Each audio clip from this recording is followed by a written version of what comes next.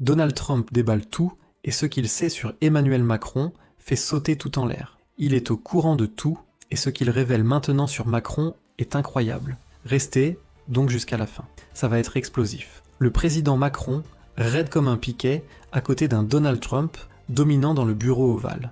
Les reporters de cour vendent ça comme un grand succès. À égalité, des discussions amicales sur l'Ukraine, l'OTAN, le commerce, le journal télévisé jubile. Extremely satisfied, dit Macron, et Trump lui offre un sourire. Mais accrochez-vous, ce n'était rien de plus qu'une façade mise en scène, un show pour les caméras, pour garder le peuple français dans l'ignorance. Mais attendez, ce n'était que le show pour un peuple qu'on prend pour des idiots. Trump, l'ultime dealmaker, a regardé dans la coquille vide d'un président qui joue le conservateur chez lui, mais ne gère que le déclin national. Macron parle de déportation, de sécurisation des frontières, de valeurs conservatrices. Mais où sont les actes? Au lieu de ça, des milliards pour des hébergements d'asile, des frontières ouvertes, et le RN est qualifié d'extrême droite radicale, juste parce qu'il dit la vérité. Trump voit tout ça, et il se marre en douce. Trump a dit ici qu'il est au courant des problèmes de la France, et que ça doit changer le plus vite possible. Regardez le ministre de l'Intérieur, Gérald Darmanin. Il blablate sur des contrôles frontaliers plus durs, sur des offensives de rapatriement, pendant que son gouvernement crée un fonds spécial pour encore plus de migration. Des milliards pour les demandeurs d'asile, pour les hébergements, pour l'intégration, et rien pour les familles françaises, pour les retraités, pour la classe moyenne. C'est la pure moquerie de chaque citoyen qui bosse dur et paye des impôts. Et que fait Darmanin?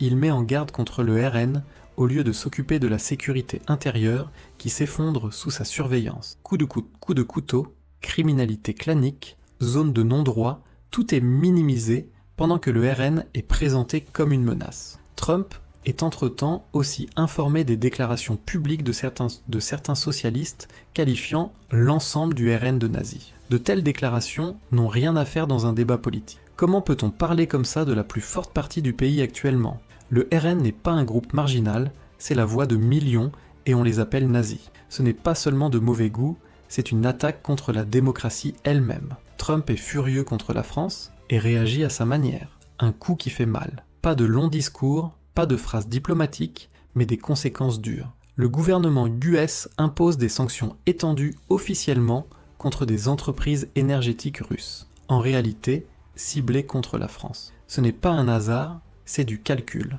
Toucher les filiales françaises comme celle de Gazprom, des raffineries à Dunkerque, des connexions commerciales qui assurent une grande partie de l'approvisionnement énergétique. Du jour au lendemain, les chaînes d'approvisionnement s'effondrent, les prix du pétrole explosent, les actions chutent. Paris est paralysé. La bourse à Paris vacille, casse 40-8% en un jour. Une catastrophe. Bruxelles jubile encore un peu, croit à un signal contre Moscou. Mais vite, il devient clair que ces sanctions ne touchent pas la Russie, mais la République française elle-même. La raffinerie à Dunkerque s'arrête, les stations-service vident, les prix du fioul à travers le toit, et qui souffre? Le citoyen normal, le pendulaire, la famille, qui ne peut plus payer ses factures.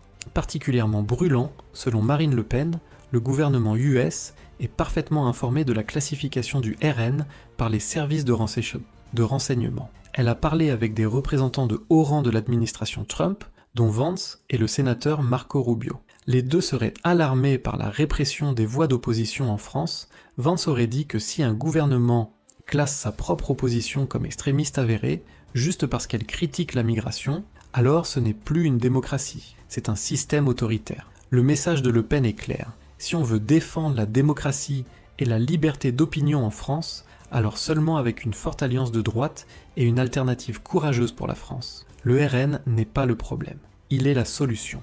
J.D. Vance frappe dans la même encoche. Vance parle de la chute de l'Europe, de l'échec du gouvernement français, de vérités inconfortables qui ne peuvent plus être réprimées. Musk tweet « La France interdit les opinions libres et appelle ça démocratie. Wake up ».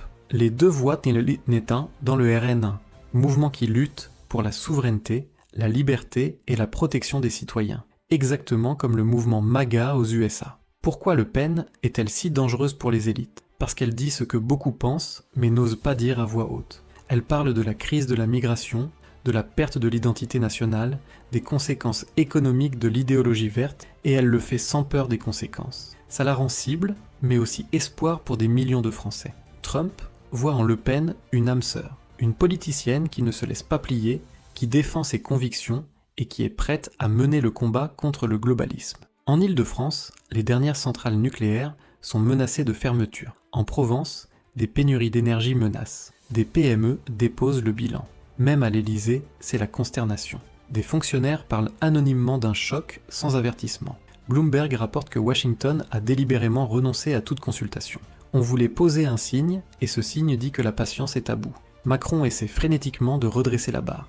Il appelle la Maison-Blanche, personne ne décroche. Envoie des courriers diplomatiques, pas de réponse. Même via l'ambassade française, pas de retour. Les USA se taisent, et ce silence est plus fort que n'importe quelle déclaration. C'est un mot de pouvoir, un ultimatum sans mots. Trump observe la situation en France avec une précision froide. Il sait que la France n'est pas l'ennemi pour lui, mais le gouvernement qui dirige le pays. Pour lui, la Macronie est devenue le symbole du déclin moral de l'Europe. Un parti qui préfère obéir à Bruxelles plutôt qu'à son propre peuple. Il parle de valeurs, mais veut dire contrôle. Il parle de liberté, mais veut dire censure. J.D. Vance le dit à la télé, l'Europe est devenue un musée, on peut regarder la liberté, mais plus la toucher. À Paris, c'est l'état d'urgence. Mais pendant que la panique grandit, autre chose grandit aussi. L'espoir chez ceux qui n'avaient plus de voix depuis des années. Des mouvements patriotiques dans toute l'Europe célèbrent le virage de Trump. Enfin, quelqu'un écoute le peuple, dit-on en Hongrie, en Italie, en Pologne. Les républicains veulent une nouvelle Europe sans bureaucrates, sans firewall, sans censure, et la France est au centre de ce changement. Trump n'a pas écrit d'ultimatum à Macron. Il l'a exécuté. Les USA ne parlent plus avec la Macronie. Ils parlent avec le RN, Le Pen, Bardella, Zemmour. Les gens qu'on diffame en France sont soudain en discussion avec des sénateurs républicains. Pas en secret, pas caché, mais ouvertement. Une autre chose incroyable dont Donald Trump est parfaitement informé concerne le traitement du président français François Hollande avec sa victoire électorale de l'époque. Alors que presque tous les chefs d'État et de gouvernement du monde ont au moins formellement félicité Trump, Hollande a décidé consciemment de ne pas le faire. Un affront diplomatique. Mais ce n'est pas tout. Au lieu d'une félicitation, Hollande a même publiquement qualifié le nouveau président US de prédicateur de haine. Il faut s'imaginer ça en toute clarté. Le plus haut représentant de la France diffame le président démocratiquement élu des États-Unis.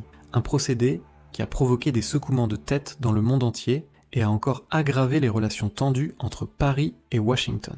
La question n'est pas si Trump soutient le RN, mais si la France peut encore se qualifier de démocratie quand elle combat si massivement son opposition. Les mots de Trump marquent une ligne de front idéologique qui traverse tout l'Occident.